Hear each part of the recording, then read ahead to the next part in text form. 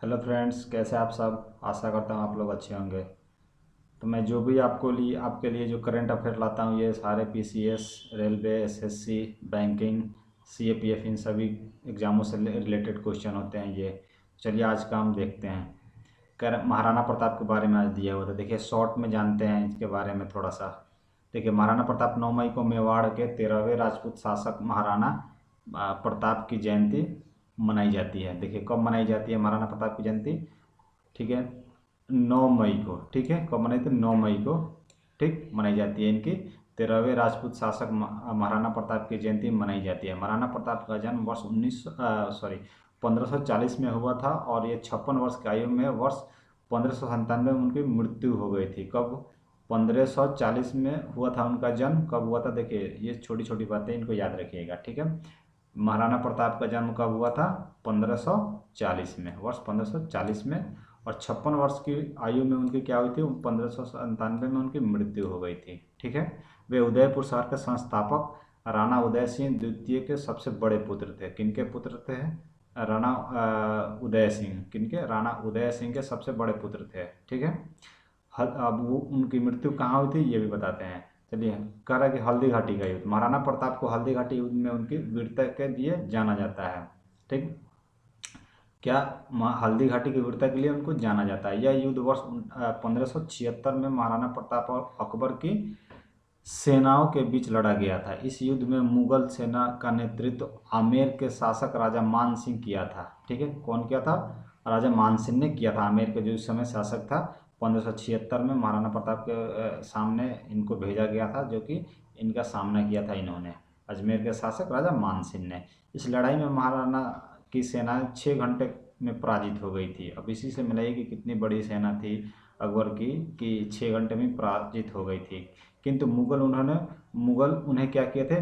पकड़ने में नाकाम रहे थे। वो वहाँ से भाग निकले थे। ठीक है, वहाँ से भाग निकले थे। फिर कह रहा है महाराणा प्रताप ने अपनी सेना पुनः एकत्रित की और 6 वर्षों के पश्चात वर्ष 1582 में मुगलों से युद्ध किया और विजय हासिल की। ठीक है, देखिए 1582 में फिर दोबारा उन्होंने अपना सेना को संगठित किया और मुगलों पर क्या किया? विजय प्राप्त किया। इस बुरी तरह से हार के बाद अकबर ने मेवाड़ के खिलाफ अपने सैन्य अभियान को रोक दिया था। ठीक है, इस हार के बाद क्या किया था? अकबर ने मेवाड़ के खिलाफ अपने सैन्य अभियान को रोक दिया था। ठीक है, अब विरासत के बारे में बता रहा है। कह रहे राणा प्रताप ने शक्तिशाली मुगल साम्राज्य को लगभग अकेले ही चुनौती दी थी। बताइए, इससे मिला कि कितने शक्तिशाली थे, और इनमें से किसी अन्य राजपूत शासकों ने सहायता नहीं की थी। यह राजपूत वीरता की शानदार गाथा और अपने सिद्धांतों के लिए आत्म बलिदान का की भावना का उत्कृष्ट उदाहरण है। ठीक है, लेकिन उस समय होता क्या था कि जो भी राजपूत थे, राजा थे, वो अपने अपने स्वार्थ के लिए, अपने अपने हितों के लिए मरते थे। ठीक है, किसी की सहायता नहीं करते थे। तो उस समय की कहानी है ये। फिर कह रहा है कि राणा प्रताप छापेमार युद्ध पद्धति को बाद में ढक्कन के सेनापति मलिक अंबर और शिवाजी महाराज द्वारा आगे बढ़ाया। छापामार युद्ध कहते हैं कि जिन मतलब युद्ध नहीं आता, जैसे में किसी को आप तलवार चलाने के लिए थे, तलवार चलाने नहीं आता, इधर उधर चला दिया, इसलिए बोलते हैं, वो एक लय में नहीं चलते, इसको बोलते हैं छापामार युद्ध। ठीक है, तो ये एक छोटा सा उनके बारे में दिया हुआ था, तो आप इसे देख लेंगे। फिर गोपाल कृष्ण गोखले के बारे में दिया हुआ है। देखिए गोपाल कृष्ण गोखले के बारे में बताते हैं आपको। कह प्रधानमंत्री द्वारा गोपाल कृष्ण गोखले की उनके जयंती पर श्रद्धांजलि दी गई। इनका जन्म 9 मई 1866 में हुआ था। गोपाल कृष्ण गोखले का जन्म कब हुआ था? 9 मई 1866 को हुआ था। ठीक है, फिर कह रहे गोपाल कृष्ण गोखले भारत के स्वतंत्रता आंदोलन में योगदान। ठीक है, इनका योगदान क्या था स्वतंत्रता आंदोलन में, इसके बारे में जानते हैं। कह रहा इन्होंने डेक्कन एजुकेशन सोसाइटी के सचिव के रूप में कार्य किया था। क्या किया था? डेक्कन, ठीक है, डेक्कन एजुकेशन सोसाइटी थे, जिसके सचिव के रूप में इन्होंने कार्य किया था। फिर कह रहा है कि उन्होंने उन्होंने आयरिश राष्ट्रवादी अल्फ्रेड वेब को वर्ष 1894 में भारतीय राष्ट्रीय कांग्रेस के अध्यक्ष के रूप में कार्य करने के लिए तैयार करने हेतु आयरलैंड का दौरा किया था। ठीक है, क्या किया था? आयरलैंड का दौरा किया गया था। एक जो आयरिश राष्ट्रवादी अल्फ्रेड वेब को वर्ष 1894 में भारतीय राष्ट्रीय कांग्रेस द्वारा कांग्रेस के अध्यक्ष के रूप में उनको बनाया गया और उनको इसके दौरा के लिए भेजा गया था। कब भेजा गया था? 1894 में। फिर करा गोखले ने ज्ञान प्रकाश नामक एक दैनिक समाचार पत्र भी प्रकाशित किया था। क्या, कौन सा? ज्ञान प्रकाश नामक एक दैनिक क्या किए थे?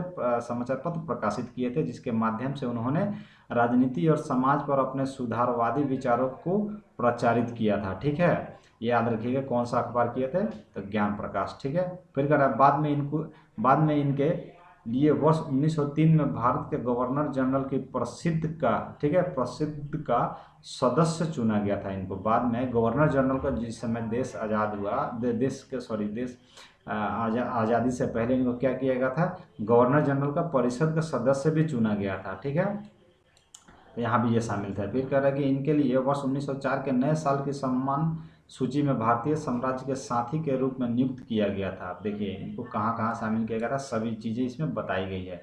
फिर कह रहा है वर्ष 1905 में इन्होंने सर्वेंट्स ऑफ इंडिया सोसाइटी की स्थापना की। देखिए ये भी महत्वपूर्ण है।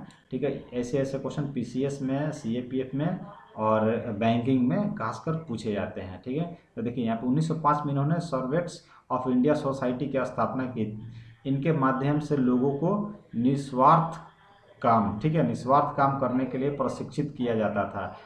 इनके लिए भारतीय राष्ट्रीय कांग्रेस के अध्यक्ष के रूप में भी चुना गया था। ठीक, ये समझ गए। फिर आगे आते हैं, ये वाला देखते हैं।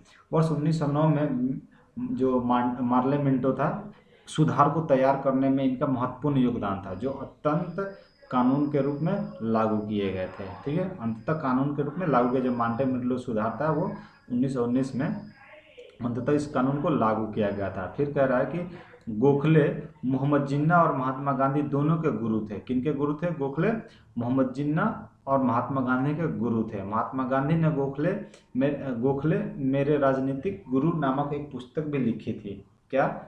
महात्मा गांधी ने एक गोखले मेरे राजनीतिक गुरु थे, इनके नाम पे एक बुक भी लिखी थी महात्मा गांधी ने। ठीक है, और ये किनके किनके गुरु थे? महात्मा गांधी और मोहम्मद जिन्ना के। ठीक है, उसके बाद कह रहा है कि सभी भारतीयों के लिए राजनीतिक स्वतंत्रता, सामाजिक सुधार और आर्थिक प्रगति के महत्व के बारे में उनकी मूलभूत अवधारणाएं अभी भी हमारे समय के लिए प्रासंगिक है। ठीक है, अब ये देखिए, फिर नीचे इनकी एक तस्वीर है गोखले जी की, ये देखिए ध्यान से। ठीक है, उनके बारे में कुछ लिखा हुआ है। चलिए फिर नीचे आते हैं। कह रहा है कि ब्लैक फंगस। ठीक है, ब्लैक फंगस है क्या आखिर? देखिए ब्लैक फंगस भारत में तेजी से बढ़ रहे कोरोना संक्रमण के बीच एक नई और दुर्लभ बीमारी भी दस्तक दे दी है, जिसे ब्लैक फंगस के नाम से जाना जाता है। क्या ना जाना जाता है? ब्लैक फंगस के नाम से जाना जाता है। ठीक है, यह बीमारी भारत के कुछ राज्यों में कोविड-19 के संक्रमित रोगियों के तुलनात्मक रूप में अक्सर पाई जा रही है। देखिए ये है क्या? एक आँख की बीमारी है, जिसे आँख में सूजन हो जा रहा है, आँख की रोशनी चली जा रही है। तो ये इसके बारे में थोड़ा सा आगे देखते हैं। ठीक है, कह रहे कि इस बीमारी के बारे में देखते हैं हम। यह एक दुर्लभ तथा गंभीर कवक संक्रमक है। ठीक है, देखिए ये जो ब्लैक फंगस है ये क्या है? कवक संक्रमक है। ठीक है, याद रखिएगा, ऐसा क्वेश्चन बार बार एग्जाम में पूछे जाते हैं। क्या है ये कवक संक्रमक है। ठीक है, क्या है? यह एक दुर्लभ तथा गंभीर कवक संक्रमक है। ठीक, फिर कराई से इस बीमारी को क्या कहते हैं? म्यूकरामाइकोसिस। ठीक है, इस बीमारी का नाम है म्यूकरामाइकोसिस। ठीक है, के नाम से भी जाना जाता है इस बीमारी को। ठीक, फिर कह रहा है यह बीमारी प्रायः त्वचा पर दिखाई पड़ती है और रोगी के फेफड़ों तथा मस्तिष्क को भी प्रभावित करती है। देखिए किन किन जगहों पर ये प्रभावित कर रही है, यहाँ पे बता रहा है कि ये रोगी के फेफड़ों तथा मस्तिष्क में प्रभावित करती है। ठीक है, ब्लैक फंगस बीमारी वातावरण में प्राकृतिक रूप से मौजूद म्यूकोरमाइसिट्स के रूप में जाने जाने वाले फफूंद अर्थात फंगस के कारण होती है। ठीक है, किसके कारण होती है? फफूंद तथा फंगस के कारण होती है। समझ गए? फिर करा इसका भाग्योदय। ठीक है, क्या होता है ये समझते हैं। यह बीमारी मुख्यतः उन लोगों को प्रभावित करती है जो स्वास्थ्य है, ठीक है, संबंधित समस्याओं के लिए वे दवाएं ले रहे होते हैं, जिनके कारण उनकी पर्यावरणीय क्या कह रहा है कि रोग जनकों के से लड़ने की क्षमता कम हो जाती है। मतलब जो आप जैसे में इंसुलिन लेते हैं, जो चीनी की दवा, शुगर की मेडिसिन लेते हैं, इन सभी में वो अधिकतर इस बीमारी को पाया जा रहा है। इसके लक्षण क्या है? देखिए इसके लक्षण के बारे में बताया। ऐसे व्यक्तियों द्वारा सांस लेने के दौरान कवक जीवाणु श्वास छिद्रों या साइनस तथा फेफड़ों में पहुंचकर उन्हें प्रभावित करते हैं। साइनस एक श्वास की बीमारी है, ठीक है, जो कि नाक में पाई जाती है। इसके वजह से क्या बोलते हैं, सिर में दर्द है, नाक से सांस लेने में दिक्कत परेशानी होती है, तो श्वास के थ्रू इसके द्वारा अंदर चली जा रही है, ठीक है। संक्रमण की चेतावनी के संकेत के तौर पर बुखार, सिर दर्द, खांसी, सांस लेने में तकलीफ, खूनी उल्टी और बदलती हुई मानसून्य क्या है मानसिक स्थिति तथा आंखों तथा नाक के आसपास लालिमा और दर्द की शिकायत होती है। देखिए आँख में क्या होती है, लालिमा हो जाती है, काफ़ी आँख फूल जाती है। अभी हाल में केस देखने को मिले हैं बहुत सारे, जो कोरोना मरीज कोरोना से ठीक हुए थे, उनमें ये काफ़ी बीमारियां पाई गई हैं, ठीक है। अब इसके उपचार क्या है, उपचार के बारे में बता रहा है कि कवक रोधी अर्थात एंटी फंगल थेरेपी द्वारा इलाज किया जाता है। इसको क्या किया जाता है, एंटी थेरेपी द्वारा इसका इलाज किया जाता है। संक्रमण की गंभीर स्थिति में सर्जरी की आवश्यकता हो सकती है, क्या है, सर्जरी की आवश्यकता भी हो सकती है इस बीमारी में। फिर इस बीमारी के उपचार के लिए मधुमेह को नियंत्रित करना, स्टेरॉयड के उपयोग को कम करना और जो इम्यूनिटी है इंसान का, उसको दवाओं को बंद करना अत्यंत आवश्यक है। जो मतलब आप एक्स्ट्रा जो दवाई लेते हैं उसको बंद करना एकदम जरूरी है, ठीक है। इसके रोकथाम के बारे में बता रहा है, यदि आप धूल भरे निर्माण स्थलों के दौरान कर रहे हैं तो मास्क का उपयोग करें, ठीक है, अगर इस बीमारी से ग्रसित है तो। बागवानी करते समय जूते लंबी जो जूते हैं वो लंबी पहने, पतलून लंबी बाजू की जो हाथ में का होती है शर्ट और दस्ताने पहने, अच्छी तरह से नहाएं और क्या कहता है व्यक्तिगत स्वच्छता बनाए रखें, ठीक है। इसका रोकथाम यही है, इसके अलावा कोई इसका रोकथाम नहीं है। चलिए आगे बढ़ते हैं। कह रहा है माउंट सिनाबग, थोड़ा सा तेज बोलता हूँ, ठीक है, लेकिन आप समझिएगा, नहीं समझ में तो इसका पॉज कर करके आप इसको पढ़ लीजिएगा, हिंदी में आसानी होगी पढ़ने में। चलिए आगे देखता हूँ।